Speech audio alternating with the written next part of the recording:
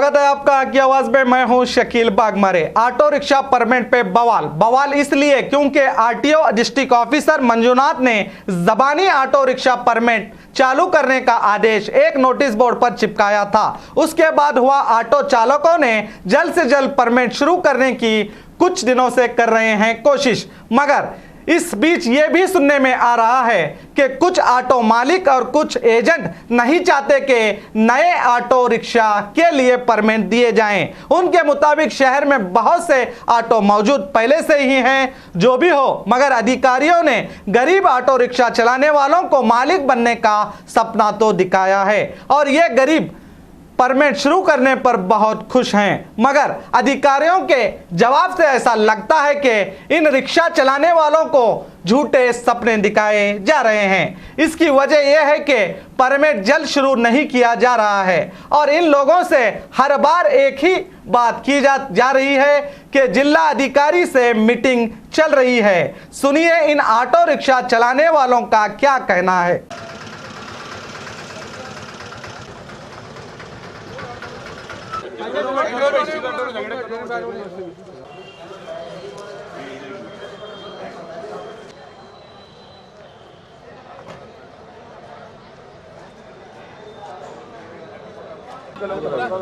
Camera भैया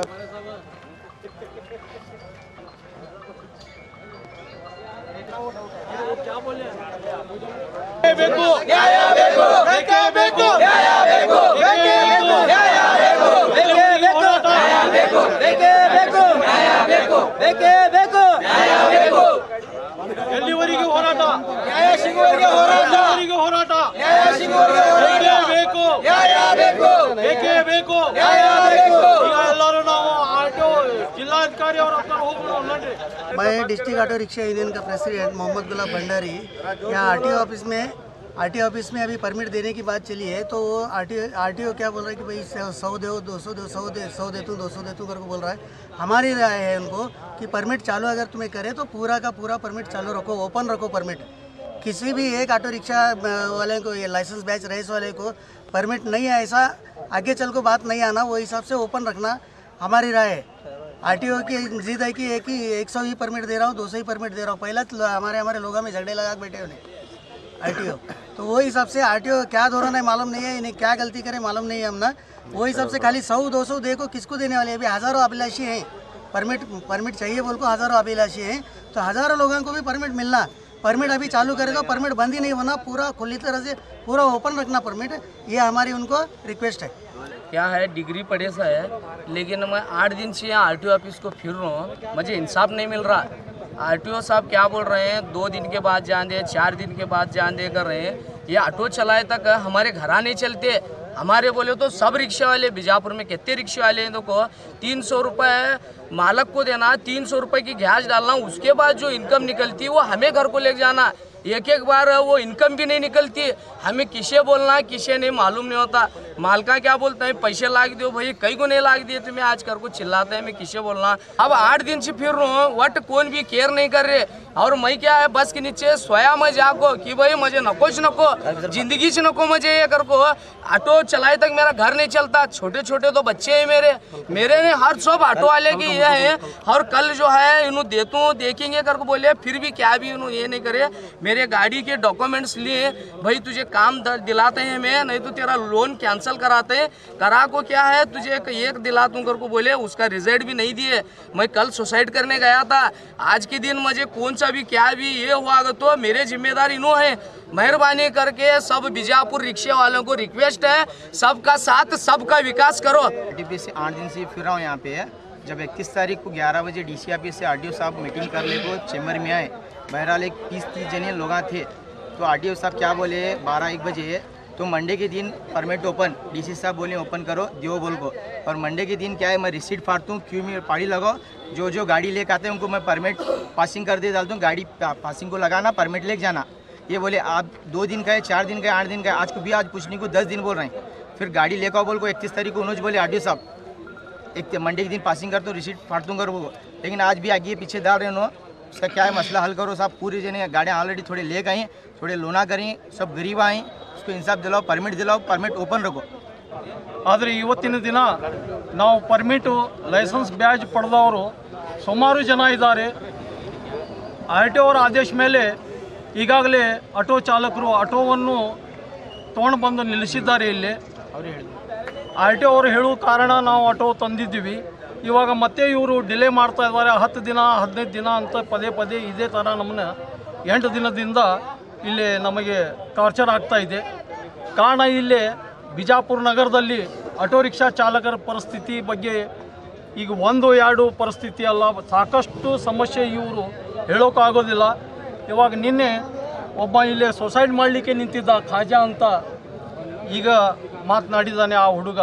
हमारे auto office में जो आटो के बारे ये परमिट के बारे में चला हुआ है, जो कि आटो कुछ घोटाला किया हुआ इसमें।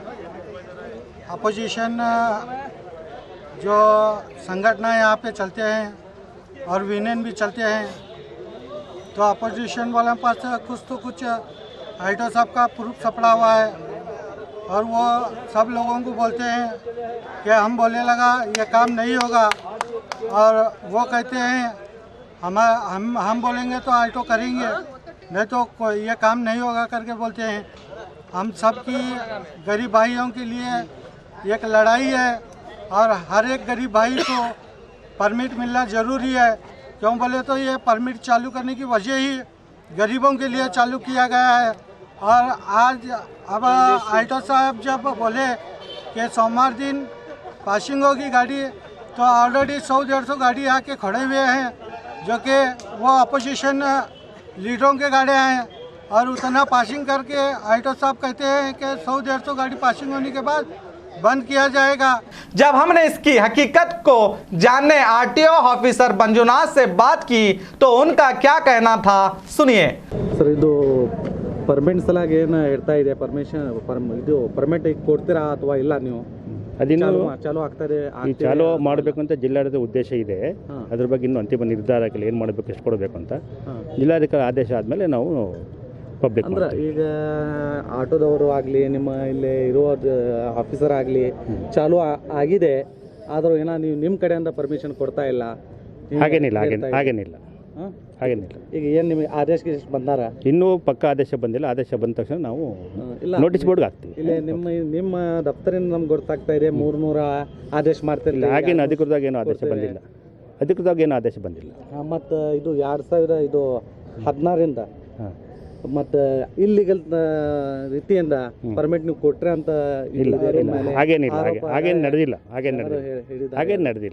ಇದೆಲ್ಲ ಗಾಳಿ ಇಲ್ಲ ನಮ್ಮ ಗಮನಕ್ಕೆ ಬಂದಿಲ್ಲ ಅದು. ಅಂದ್ರೆ ಈಗ ರೂಲ್ಸ್ ಪ್ರಕಾರ ಇನ್ನೂ ಡಿಕ್ಲೇರ್ಡ್ ಇಲ್ಲ, ಪರ್ಮಿಷನ್ ಕೊಡ್ತೀವಿ ಇನ್ನೂ ಆಗಿಲ್ಲ. ಯಾವ ರೀತಿ ಮಾಡಬೇಕು ಅಂತ ಇನ್ನೂ ಡಿಸೈಡ್ ಆಗಿಲ್ಲ. ಯಾವಾಗ ಆಗ್ಬೋದು ಸರ್? ಆಗುತ್ತೆ, ಜಿಲ್ಲಾಧಿಕಾರಿಗಳು ಬಿಜಿ ಇದ್ದಾರೆ, ಅವ್ರು ಯಾವಾಗ ಆದೇಶ ಕೊಡ್ತಾರೆ. ಜಿಲ್ಲಾಧಿಕಾರಿ ಜೊತೆ ಏನು ಮೀಟಿಂಗ್ ಆಗ್ಯಾರ ನಿಮ್ದು? ಈಗಾಗಲೇ ಒಂದ್ಸಲ ಮಾತುಕತೆ ಆಗಿದೆ, ಒಂದು ನಿರ್ಧಾರ ಮಾಡಿ ಹೇಳ್ತಾರೆ ಅವರು. ಟೈಮ್ ಈಗ ನಿಮ್ಮ ಪ್ರಕಾರ ಏನು 200-300 ಈ ರೀತಿ ಕೊಡ್ತೀರಾ? ಅದ್ರ ಬಗ್ಗೆ ಏನು ಅಧಿಕೃತ ನಿರ್ಧಾರ ಆಗಿಲ್ಲ.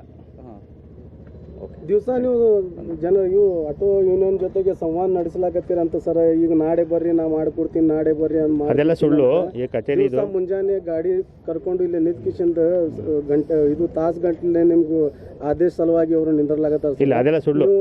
ಒಂದೇ ಡಿಸಿಷನ್ ಏನ್ ಮಾಡ್ತೀರಿ, ಏನ್ ಮಾಡ್ತಾ ಇದ್ದೀರಿ ಅಷ್ಟೊಂದು ಸ್ಪಷ್ಟ ಒಂದು ಮೆಸೇಜ್ ಕೊಡ್ಬೇಡ್ರಿ. 2007ನಲ್ಲಿ ಎಲ್ಲ ಪರ್ಮಿಟ್ ಬಂದ್ ಆಗಿತ್ತು. ಆದ್ರೆ ನೀವು ಬಂದ್ ಕೂಡಲೇ 2016 ಒಳಗಿಂದು 200ಕ್ಕಿಂತ 200 ಹೆಚ್ಚಿಗೆ ನೀವು ಪರ್ಮಿಟ್ ಇಲ್ಲಿಗಲಿ ಏಜೆಂಟ್ರು ಇದರ ಸಹಯೋಗದಿಂದ ನೀವು ತಗೊಂಡಿರಿ, ನಿಮ್ಮ ಮೇಲೆ ಆಪಾದನೆ ಮಾಡ್ಯಾರ. ಇಲ್ಲ, ಅದು ಒಂದು ಮೆಸೇಜ್ ಕೊಡ್ರಿ ಪರ್ಮನೆಂಟ್ ಸಲುವಾಗಿ ಸ್ಪಷ್ಟ. ಏನು ವೈಲೆನ್ಸ್ ಆಗಬಾರ್ದು ಊರ್ ಒಳಗ. ಅವ್ರು ಸ್ಟ್ರೈಕ್, ನಿನ್ನೆ ಒಂದು ಹುಡುಗ ಸೂಸೈಡ್ ಮಾಡ್ಲಾಕ್ ಹೋಗಿದ್ದ, ಅವನಿಗೆ ನೀವು ನೌಕರಿ ಕೊಡ್ತೀರಂತ ಆಶ್ವಾಸನೆ ಕೊಟ್ಟಿರಂತ ಸರ್. ನಿಮ್ಮ ಕೈಯಾಗಿ ನೌಕರಿ ಈಗ ನಾವು ಮುಂಜಾನೆ ಅವ್ರದ್ದು ಎಲ್ಲಾ ಬೈಟ್ ತಗೊಂಡಿವು.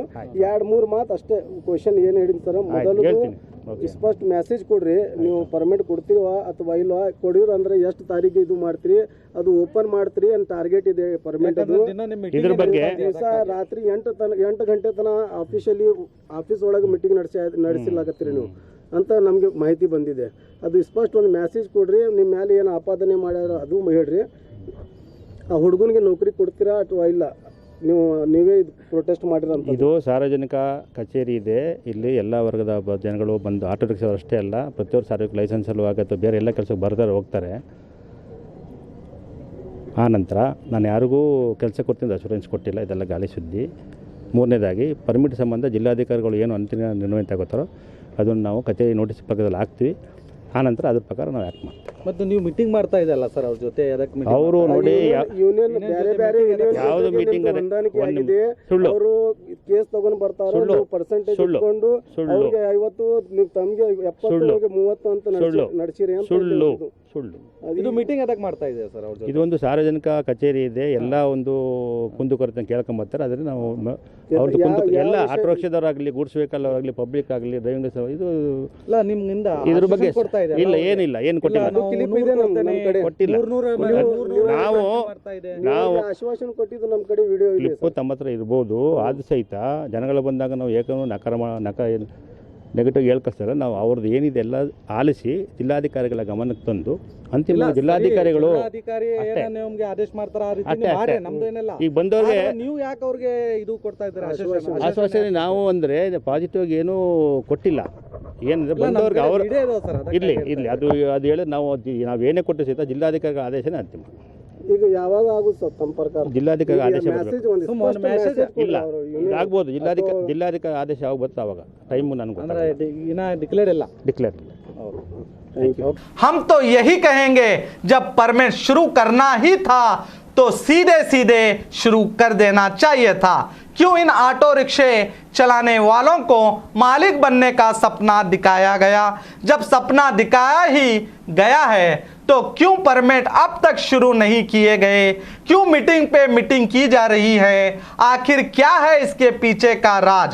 ऐसे बहुत से सवाल बनते हैं और इन्हीं सवालों में एक और सवाल यह है कि 2016 से तकरीबन 150 से 200 गैर कानूनी तौर पर परमिट दिए गए हैं।